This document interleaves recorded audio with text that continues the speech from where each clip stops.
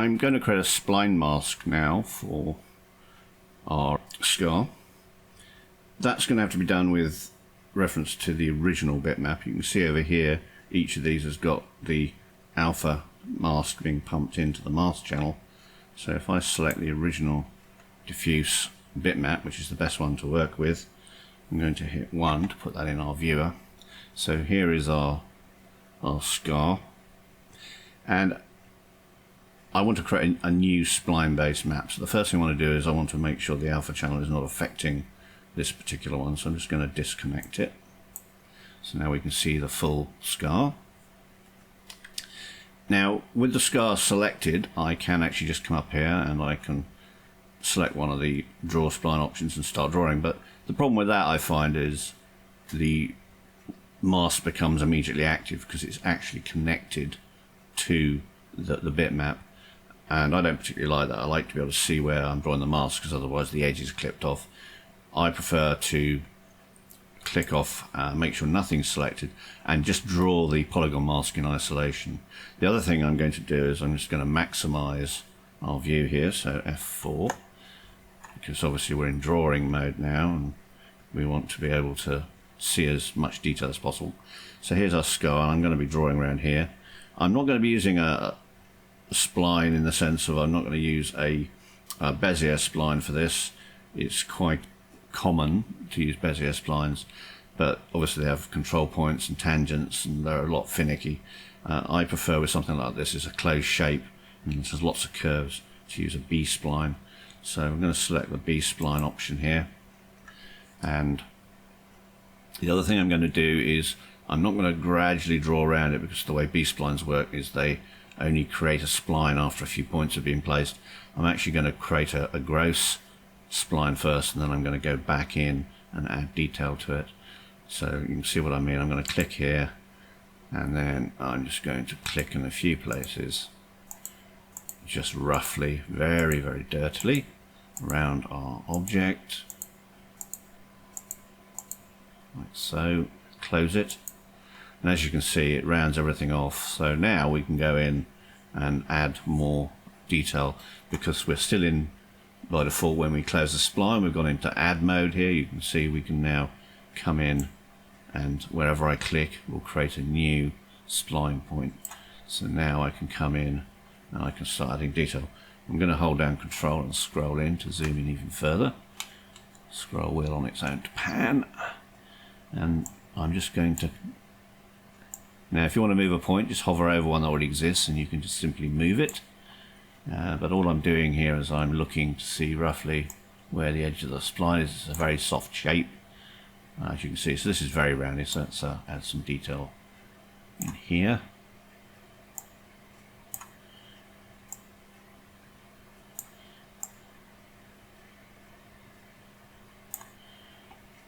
Same here, just adding extra points in to get a bit more definition on the actual shape. In fact, we can see there's a little kind of cut down here, so to get that we need to add in even more detail just to make sure we get everything.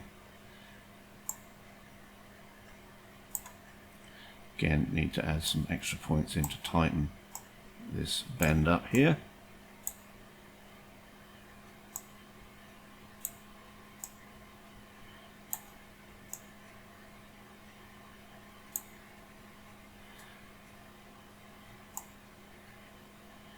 And likewise here.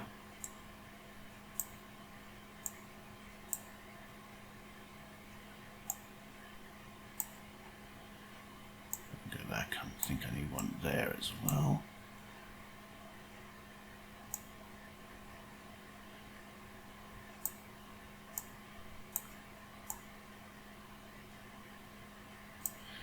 Again, it's just a case of looking at the shape, making creative judgment about where you think control points need to be.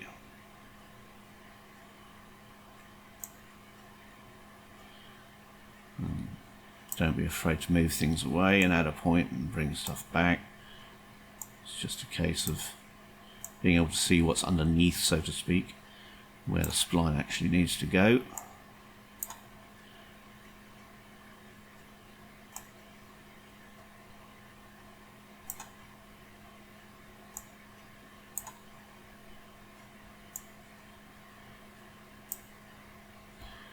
Control S to save, always good.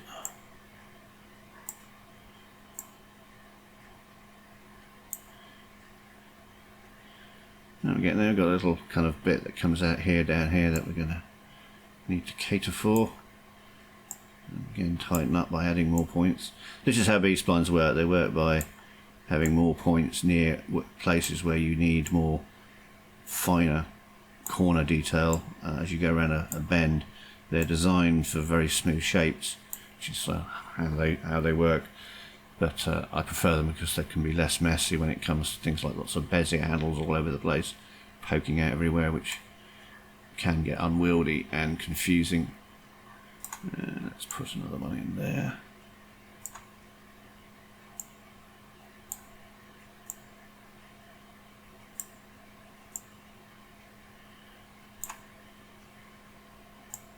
This doesn't have to be terribly accurate. This is a very soft shape, of course.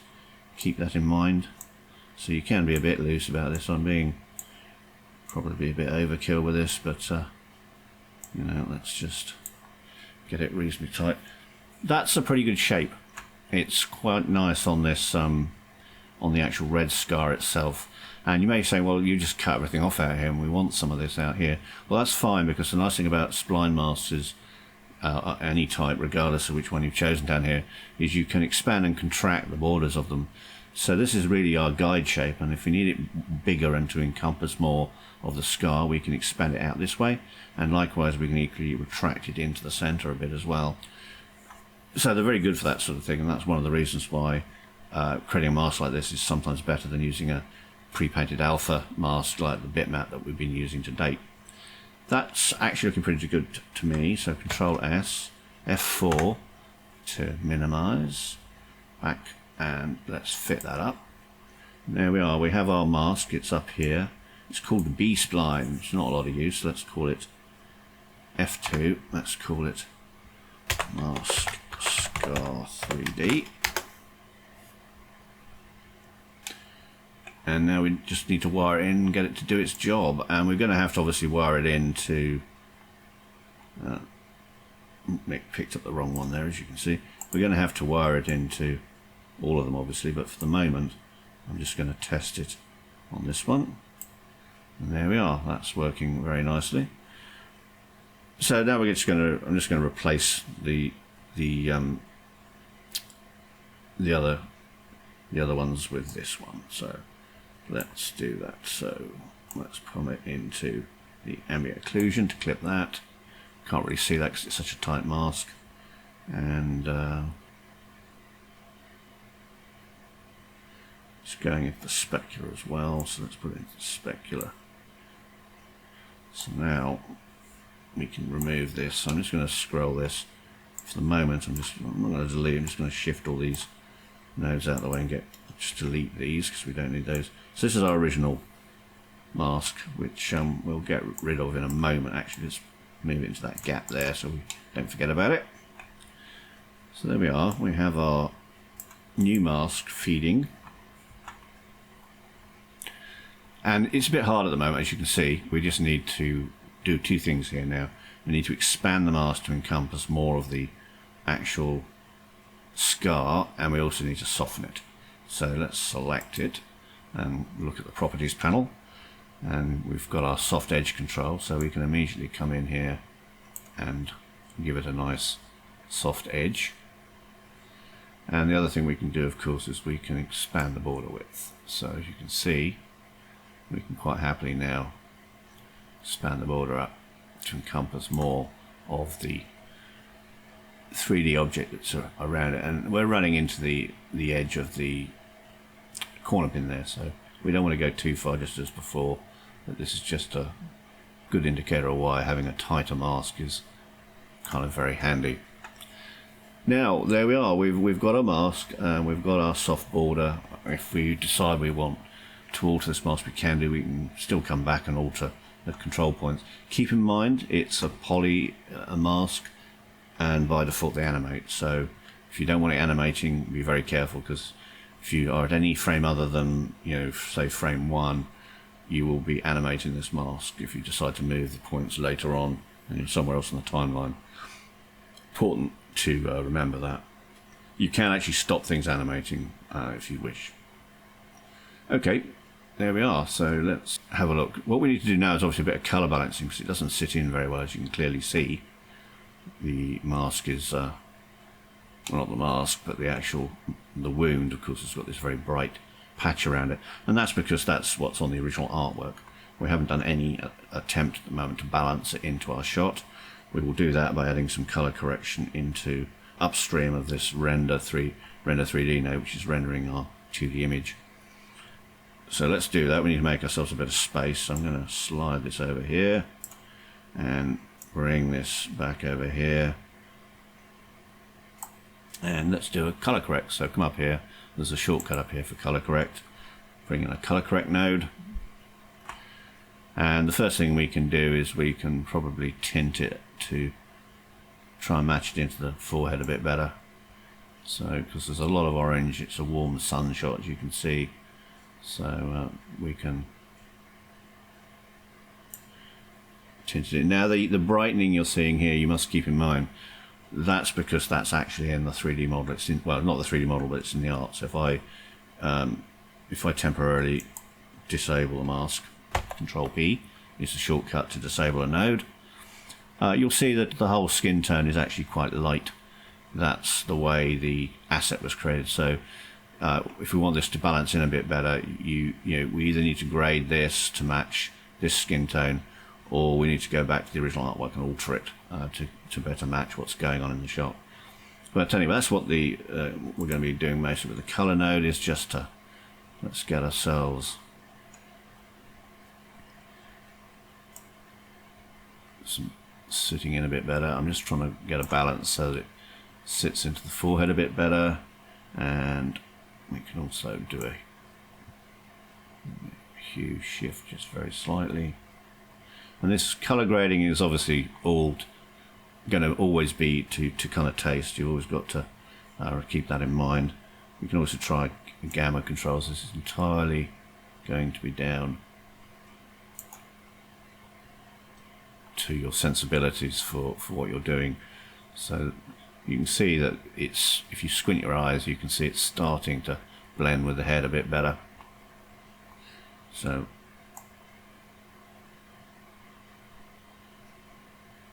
and then of course we can turn the mask back on, come over here and go Control E.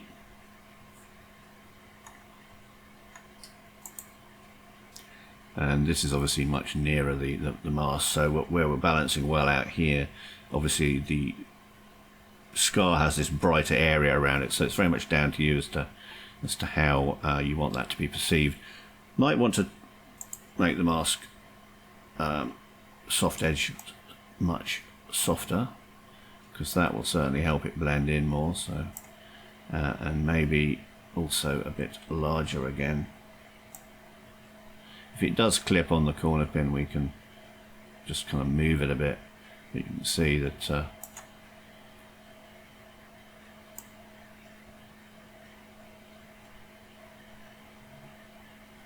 it's just a case of finding kind of level that works, and not only works, but again, because it's bright here, we can either alter the original artwork to compensate for that, or we can just pull down the color correction node a bit. Let's have a look. Let's bring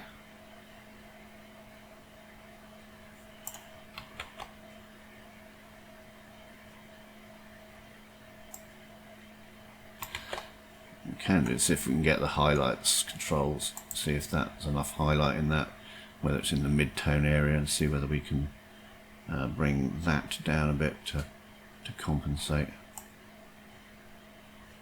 Yeah, it's kind of helping bring down just the highlight area.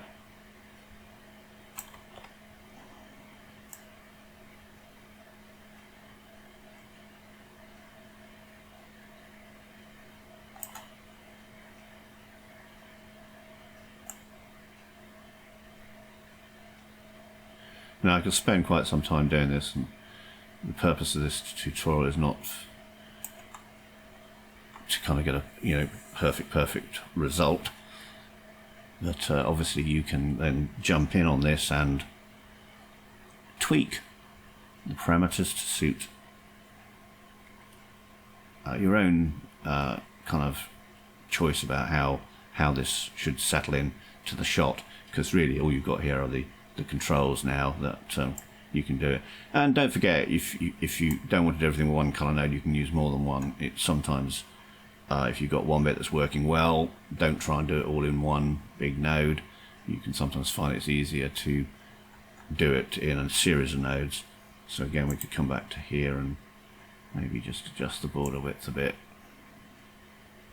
So for example, if we tighten it really right in and start losing that highlight, it sort of sits in better, but it depends on whether the highlight is an integral part of the design or not. So that's something that you just need to kind of decide really. So I shall leave it like that because I quite like that myself, but that's just my own. And of course this is on highlight at the moment, so don't forget we can switch back to master. Sometimes you want to do highlight, you could do that, and you might want to do that in a separate color corrector, but you can see the idea. You know, you've got fair level of control here. So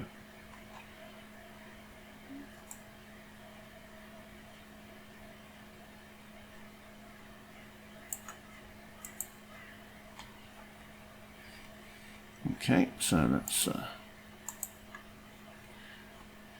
think the skull might be a bit big in my opinion, so I'm just going to scale it down a bit.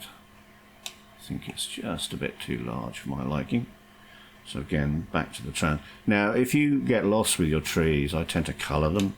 You can see that, you know, we're now going and saying, okay, where was my transform node that controls all this? This is a fairly simple node view, node setup, but more complex ones, it's sometimes quite hard to find things. I tend to use certain types of colours to let me know that something's, you know, is a key item that needs to be controlled. Also things that, you know, are animated, for example.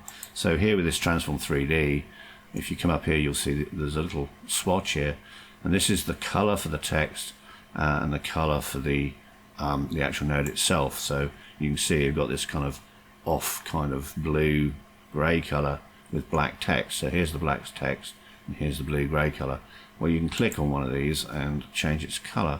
So I tend to use kind of a nice bright green for to let me know that a node's important but it's not animated, and I tend to use kind of a bright kind of blue to let me know that a node's animated. Then it's very easy, as you can see, to just go, okay, I need my transform node, and go, oh, there it is. You know, it's nice and bright and sticking me in the face. And as you can see, it pops up here. Once you have these set, by the way, you can then change them at any time, because when you click, you'll actually have a little list of any ones you made here. So rather than do them for everyone, you can just come down here and you can simply click on this, and you've literally got a menu of predetermined colors you can select, and that node will take those values on. Okay, so there we go. So we have our transform node. We can do the same with the color corrector, since that's an important one. So I can come up here and say, I'd like you to be the same coloration, please. There we go, green. So we know that those two are really important. Right, we're kind of good now. I'm going to just scale this down a bit, as I said. So let's just set the transform node. I'm going to hold down the control key to get more finer control of the slider, and I'm just going to scale down, maybe something like that. Now, apart from the stuff that I've already shown you about things like rotating and scaling, let's select merge, hit 1 to put the 3D solution into viewer 1. One of the things I just wanted to show you is what to do if you decide, for example, that you need more bend on this. For example, this is a piece of 3D geometry, and if you look down from the top, it's got a bit of a bend and curvature on it, which is obviously designed to fit on something, but it wasn't necessarily designed for this actor's face. So it's just an arbitrary 3D shape. Well, it's not arbitrary, but you know, it's a kind of 3D shape. We can actually bend it further by adding a tool into the tree. So if I bring the transform node down here to make some space, I can, for example, select our mesh, and I'm just going to do Control S, by the way, just to save, always good. And I'm going to add a new node after this. It's called a bend 3D node. So in fact, it's Control Tools, type in bend. It's actually called Bender 3D, Bender the robot. And there we go. It's put itself into the mix. Over here on the right, you'll see we have an amount of bend and the angle. So let's see what that does, which angle it works at. We'll have to make some adjustments. So it's bending kind of top to bottom, which is kind of not what we want. So we need to change this angle here and possibly the axis, because we want it maybe to bend this way. So let's have a look. See, it's bending that way at the moment. So let's try x-axis. That's bending up, as you can see. Let's do Z. Definitely don't want that one. So what we need to do is do a 90 on the angle and then try these axes. That's looking more interesting. Yeah, so if we look down from above, you'll see that is now bending away from us. Obviously the lighting is falling off it, so it will start to go dark. My point with this is that, you know, you can actually do additional 3D distortions on these objects even after you've got them, you know, loaded, if you need to. And the reason this works is because this mesh has a lot of topology to it. In fact, if you had a wireframe, you can see all the polygons it's made of, and of course that means that the bend node has something to bend, basically, as you can see here. So really that's just an additional thing you can do if you need to, if you feel that it needs a bit more work, and then you might have to move the light around a bit to relight, to allow for the fact that this is being bent away from the light a bit. That's something you'll have to kind of watch out for, be careful about, because this is all 3D. Anyway, so just thought I'd show you that. I'll just disable it so it'll pass through without doing anything, and if it's something that you need, it's just there. And there we go. Let's get rid of these. We don't need these. I'm going to version up. Let's cache the shot up so we can actually see it. So let's do F4. Let's do a fit. Let's do play.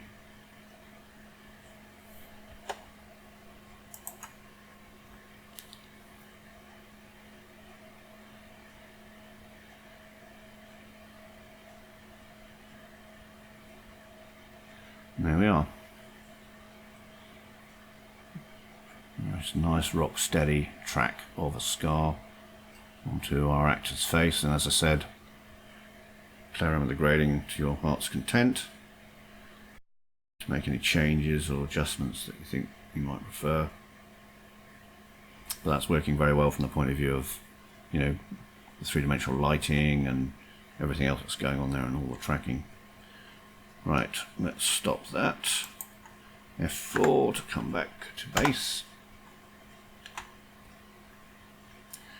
And let's do a bit of tidying up before we do a last final save. So we've got these two floating nodes over here, we've got our solutions over here. Let's make ourselves another underlay. Control spacebar, underlay. This one I'm going to hit F2, I'm going to call this one render and grade. Notice it didn't like the ampersand, it's removed it. Fusion will do that if it doesn't like a character is protected for other use, typically expressions or mathematics. It will not let you use the character, it will just kind of remove it. So render and grade with an ampersand doesn't work, so we will resort to underscore and the word and. So that's going to be render and grade, so we shall put the color correct in here and the renderer in here.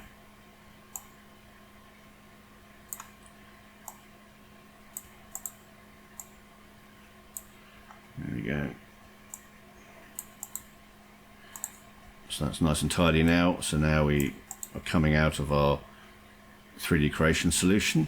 We're going into our render and color correction solution. So let's just bring these chaps back over here.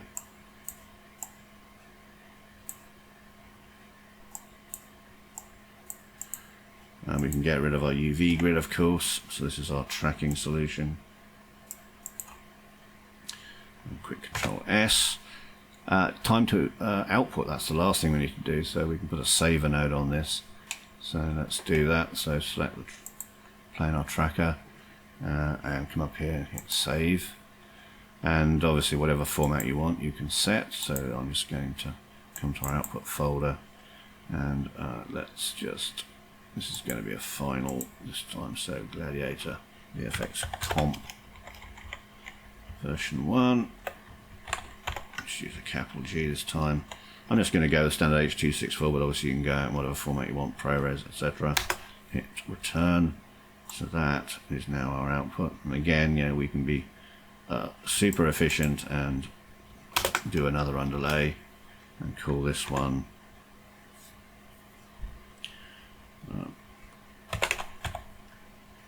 saver.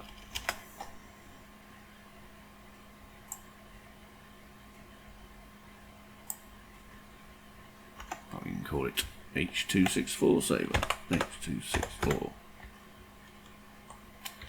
Lowercase saver. There we go. That will work. Right, there we are. So we have our final output ready to go. So there we are. We have a very kind of nice, neat tree here that you can look at. Everything's laid out and labelled. This one could tidy up a bit. There's we did a bit of manoeuvring around over here. The merge 3D node. We could potentially just make it a little bit nicer if we wanted to. It's no real big deal. As I said, I just try to avoid having wires crossing just so we can see clear paths to everything, and so that nothing's crossing. So there we are. Okay, that's good. One final save, and we're kind of done. That's it. That's covered the whole process of putting a 3D scar onto the face of an actor in Fusion.